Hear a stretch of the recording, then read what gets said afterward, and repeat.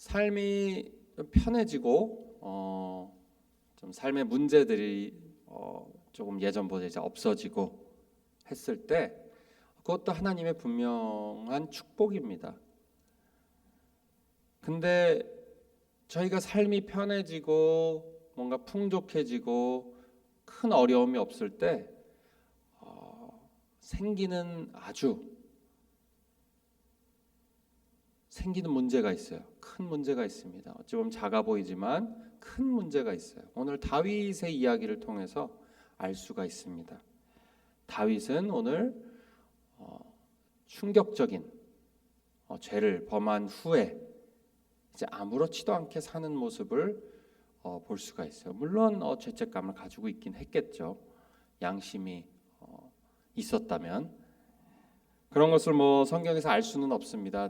다윗의 양심이 찔렸는데도 불구하고 그냥 아닌 척하고 살았다 이런 얘기는 나와 있지 않기 때문에 저희가 어떻게 그 시간을 보냈는지는 알 수 없지만 분명 죄를 짓고 나서 아주 큰 죄죠. 죄를 짓고 나서 그냥 평범하게 살지는 못했을 것 같아요. 근데 문제는 그것입니다. 마치 별일 없었던 것처럼 사는 것, 이것이 문제예요. 이것이 죄를 짓고도 별거 아닌 일처럼 넘겨버리고 살게 되는 것이죠. 마치 몇 달이 지나고 아이가 태어날 때까지도 아무 일도 정말 일어나지 않는 것 같습니다. 일어나지 않죠. 근데 단순히 지금 좀 여유로워지고 자신의 꿈을 이루고 삶이 좀 편해졌을 때 죄를 졌다가 문제가 아닙니다. 지금 죄는 그 이전에도 지을 수 있죠. 하지만 문제는 양심이 어두워졌다는 데 있어요. 양심이 어두워졌어요. 이 양심이 어두워지는 것은 정말 무서운 일입니다, 여러분. 양심이 어두워진다는 것은 그리스도인들에게 정말 죽음과 같은 일로 우리가 여겨야 됩니다.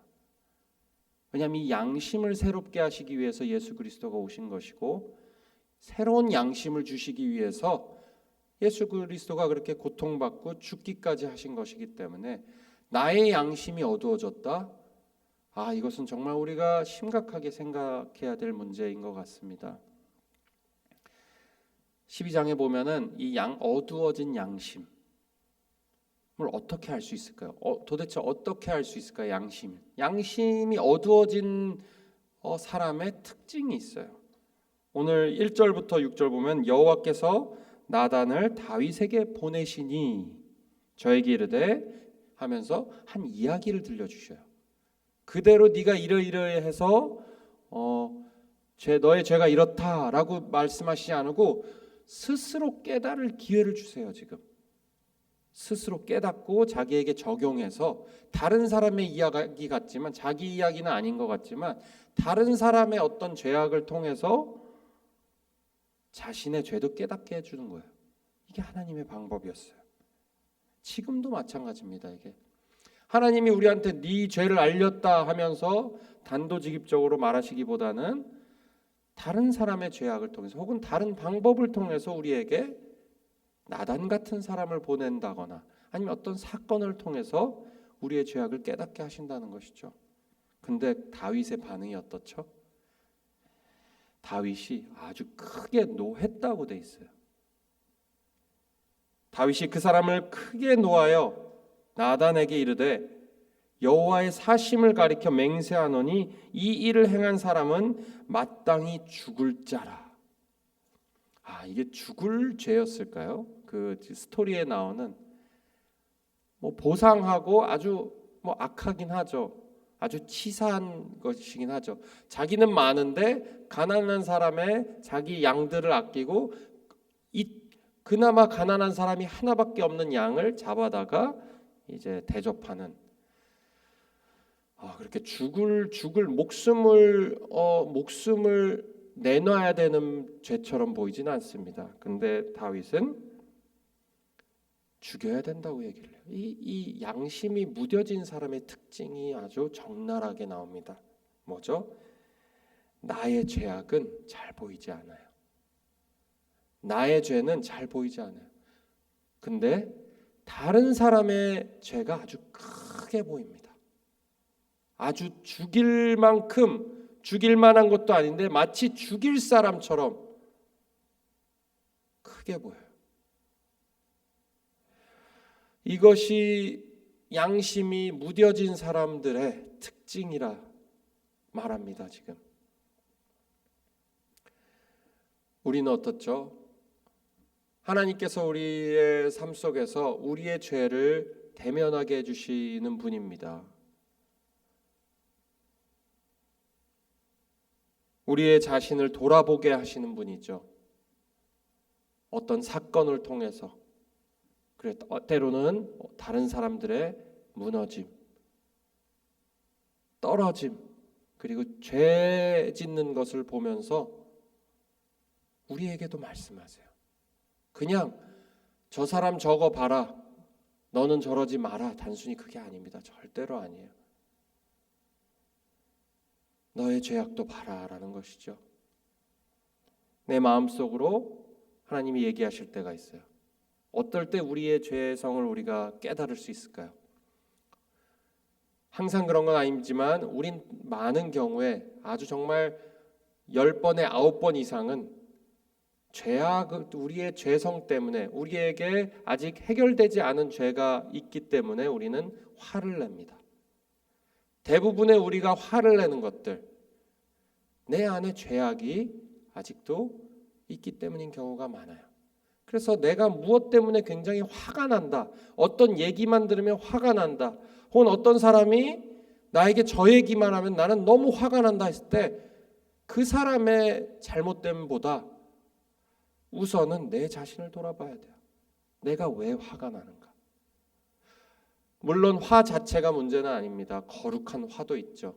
하나님께서 하시는 죄에 대한 화는 거룩한 의로운 화죠. 하지만 말씀드렸다시피 우리가 거룩한 화를 내는 경우는 그렇게 많지 않아요. 많지 않아요.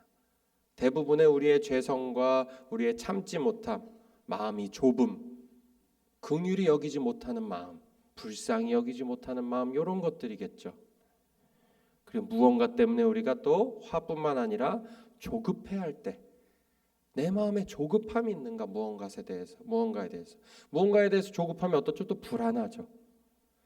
이런 것들은 우리가 계속해서 해결되어져야 되는, 성화되어져야 되는 것들이에요. 상황적으로도 하나님이 말씀하십니다. 관계가 부서질 때 그래요. 관계가 부서질 때. 때로는 하던 일이 잘 안 될 때도 그렇죠. 관계가 어려울 때 어떤 한 사람만 100% 일방적으로 잘못하는 경우는 거의 없습니다. 뭐 크고 작은 차이가 있겠죠. 물론 한 사람이 조금 더 잘못했을 경우는 있겠죠. 하지만 누구도 죄에서 자유로운 사람은 없어요. 어떤 관계에서든. 우리는 자연스럽게 죄를 직면하고 죄를 대면하는 데 익숙하지 않습니다. 죄인의 모습이죠. 대면하기보다는 덮고 합리화하고 그리고 감추려 하는 그런 유혹 속에 저희가 살아갈 수밖에 없습니다. 다윗처럼 말이죠. 아무 일도 일어나지 않은 것 같으면은 괜찮다, 그냥 넘어가겠지, 하나님도 못 보셨겠지 하며 지나가는 그런 유혹이 항상 있어요.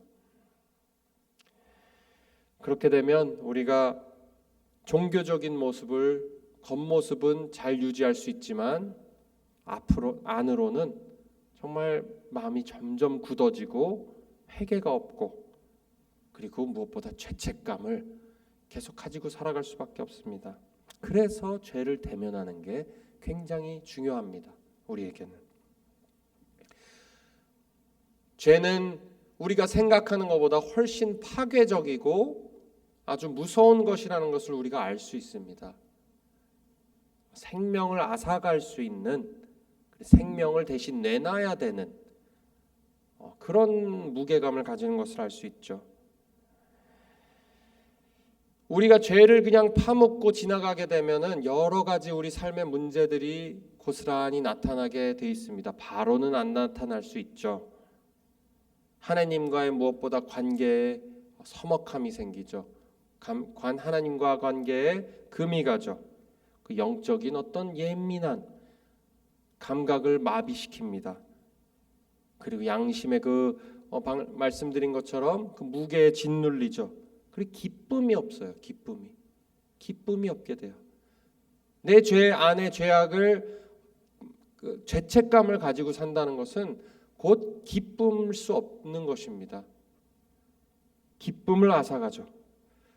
그리고 성경에 걸쳐서 쭉 나오는 걸 보면은 이 죄책감을 가지고 있을 때 영혼이 말라간다고 표현되어 있어요. 영혼이 말라간다. 내가 종일 신음함으로 내 뼈가 쇠하였고 내 진액이 빠져서 여름 가뭄같이 말랐다. 마름같이 되었다. 이렇게 시편에도 고백하죠. 그리고 관계가 더 부서집니다. 공동체 안에 균열이 생겨요. 관계의 균열이 생깁니다. 이것은 단순히 도덕적인 문제가 아닙니다, 여러분. 우리 믿음의 문제예요. 내가 도덕적으로 어떻게 옳게 했다, 아니다의 문제가 아니에요. 그건 누구나 봤을 때 입장에 따라서 다르기 때문이에요. 저 사람도 나름 잘못한 게 있고 잘한 게 있고, 이 사람도 나름 잘못한 게 있고 잘한 게 있습니다. 도덕적으로 따질 수 없어요. 이것은 믿음의 문제입니다. 그리스도인들에게 내가 무엇을 믿느냐, 나에게 진짜 진정한 내 안에 소망이 뭐냐, 그리고 하나님이 내 안에서 무엇을 하신다는 것을 내가 믿고 있느냐예요. 지금 내가 나의 성화에 하나님이 모든 것을 걸고 계신다는 것을 믿고 있냐예요.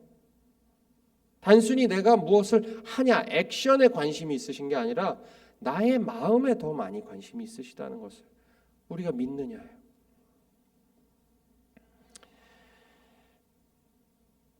하나님이 나단을 보내주시는 것은 우리가 알아야 될 것, 죄를 심판하시려고 하시는 게 아니에요. 결국은 우리가 이것을 잘 알아야 합니다. 하나님께서 우리에게 죄를 깨닫게 하시고 우리의 죄를 대면하게 하시는 것은 우리를 회복하시기 위함이에요. 결국은 나단을 보내신 것도 심판하실 거였으면은 그냥 나단 보내실 필요도 없어요. 그냥 바로 죽이셔도 됩니다. 굳이 깨닫게 할 필요가 없죠. 다윗 본인도 알고 있었을 거예요. 사실 양심은 어두웠지만 마음 깊은 곳에 알고 있었을 거예요. 하나님께서 우리에게 죄를 보여주고 우리의 죄를 어떻게 해서든지 깨닫게 하시는, 스스로 깨닫게 하시는 아주 젠틀하신 하나님이죠. 깨닫게 하시는 데에는 결국은 우리에게 궁극적인 회복을 주시기 위해서요. 죄를 점점 해결해 주시기 위해서요. 우리 안에 있는 우리의 양심에 찔림을 주시죠. 굳어진 마음을 찔러 주시는 이유는 굳어진 마음을 깨트려 주시기 위해서요. 그리고 움직이지 않는 나의 마음을 움직이게 하시기 위해서 그래요.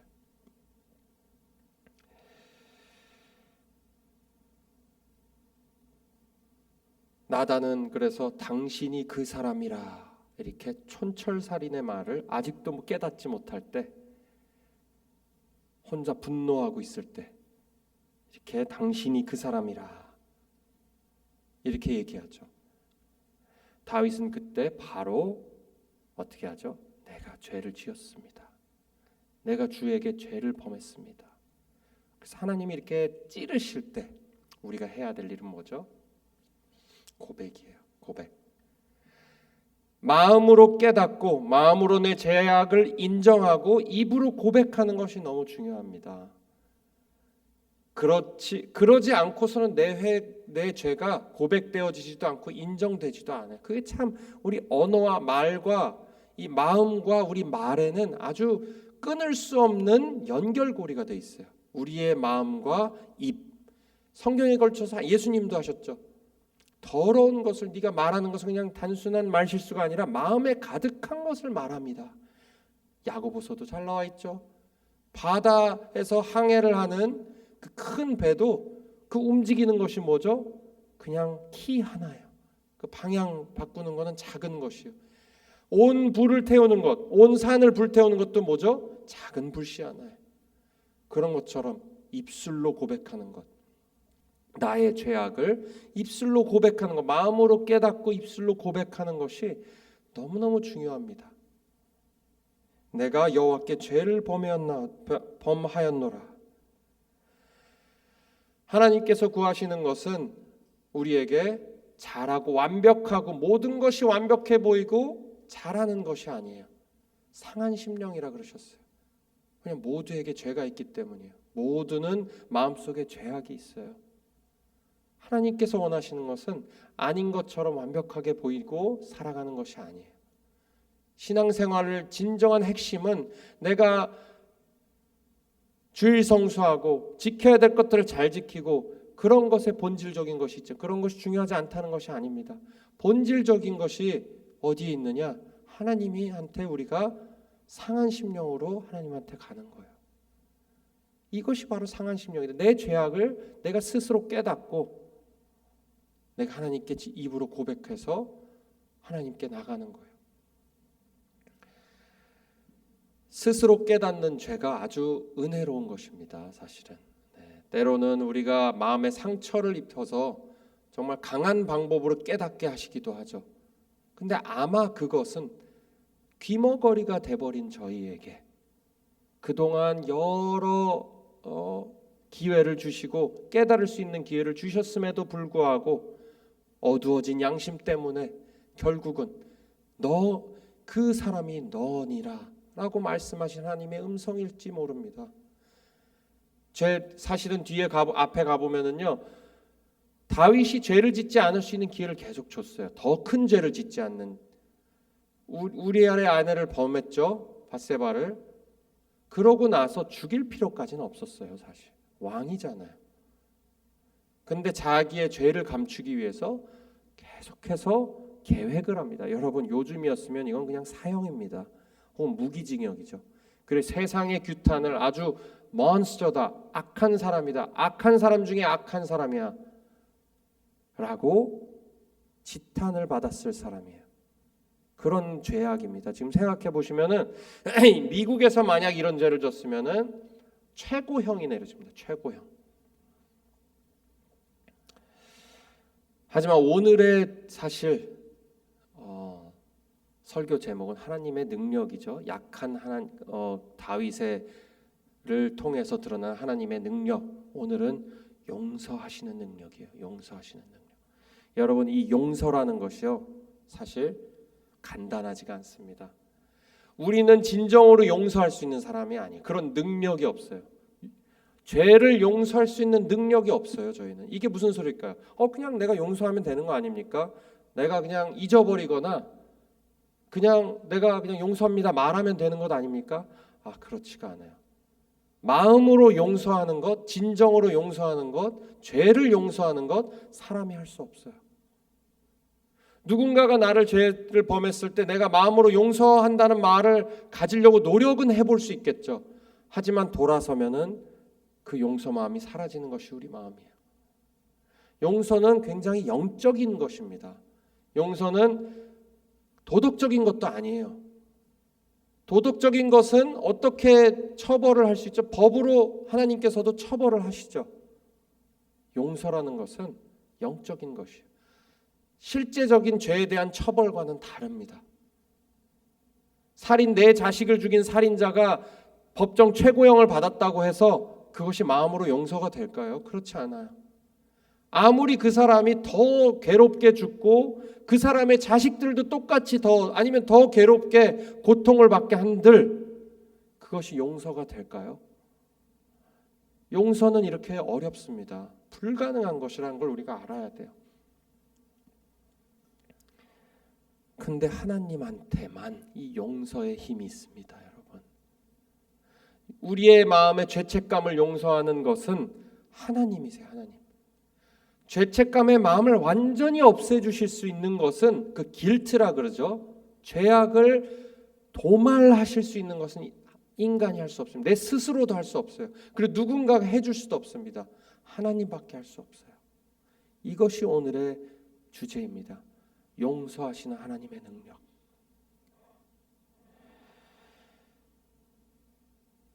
죄의 결과, 용서 바로 하나님께서 다윗이 잘못했습니다 깨닫고 고백했을 때 하나님은 어떻게 하셨죠? 딜레이 하지 않으셨어요.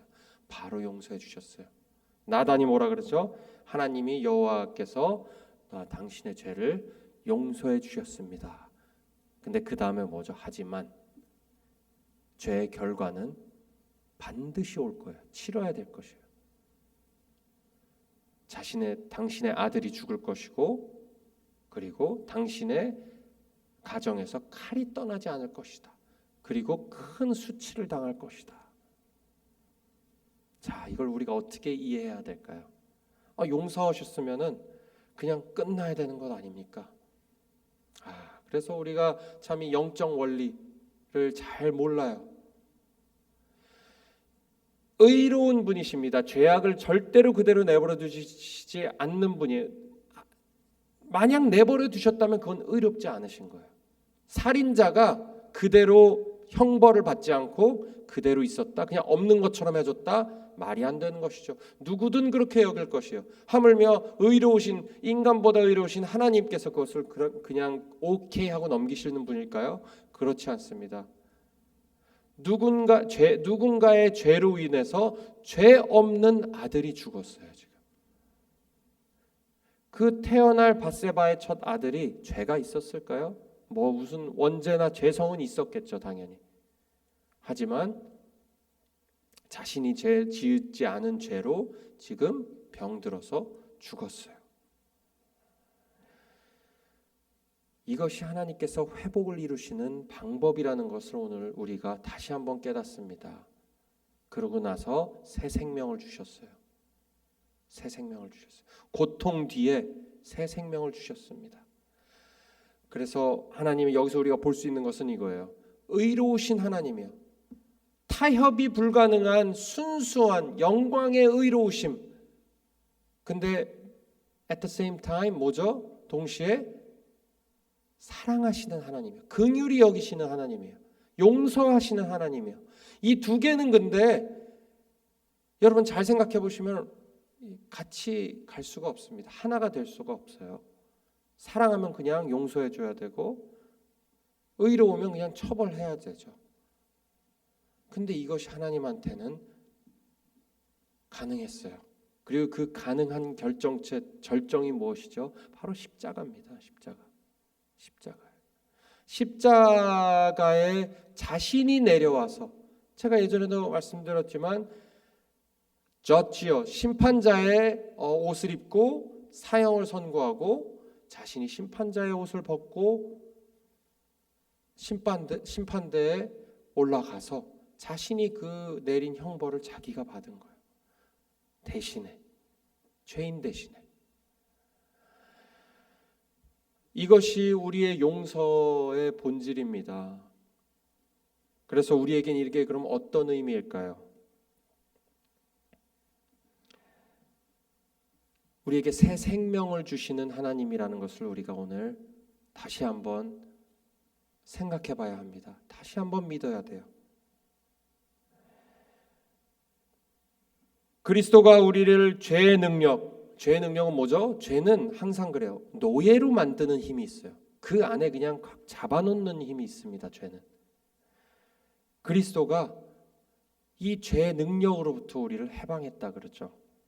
우리를 구원해내셨고, 그리고 언젠가는 그 구원을 완성할 것이라는 것이 우리 성경에서 말하는 우리가 받은 약속입니다. 하지만 그때까지 우리는 죄와 싸우게 해놓으셨어요. 우리 안에 죄성과 계속해서 싸우게 해놓으셨어요. 죽을 때까지. 물론 성장하죠. 그대로 있진 않죠. 결코 그대로 우리가 머물진 않죠. 죄와 피 흘리기까지 싸울 때 하나님께서 우리를 만들어 가시는 것이 있는 것이죠. 그래서 우리는 어떻게 해야 되죠? 양심이 어두워져도 여전히 우리에게 회복의 기회가 있어요. 그것을 우리가 알아야 돼요. 그리고 여전히 우리에게 회복의 기회가 있는 이유는 우리 죄악 때문에 대신 돌아가신 이 솔로몬 전에 이 첫 아들이 죽은 것처럼 once for all 모두를 위해 한 번에 단번에 돌아가신 예수 그리스도가 있기 때문에 우리에게 새 생명의 기회가 있는 거예요. 새 생명이 주어졌고요. 불법이 사함을 받고 죄가 가려짐을 받은 사람에게 복이 있다 그러셨어요. 그럼 우리는 어떻게 해야 될까요? 우리가 해야 될 것은 간단합니다. 우리에게 여러 가지 상황과 마음의 찔림을 통해서 여러 가지 상황과 우리 마음의 찔림을 통해서 우리가 죄를 대면할 수 있게 해주시는 하나님을 봐야 됩니다. 그리고 그 죄를 대면하게 하심은 우리를 위해서예요. 우리에게 회복을 주시고 결국 새 생명을 우리에게 주신 그리스도 안에서 주신 새 생명을 온전하게 누리게 하시기 위해서 우리의 죄를 대면하게 하신다는 것이에요.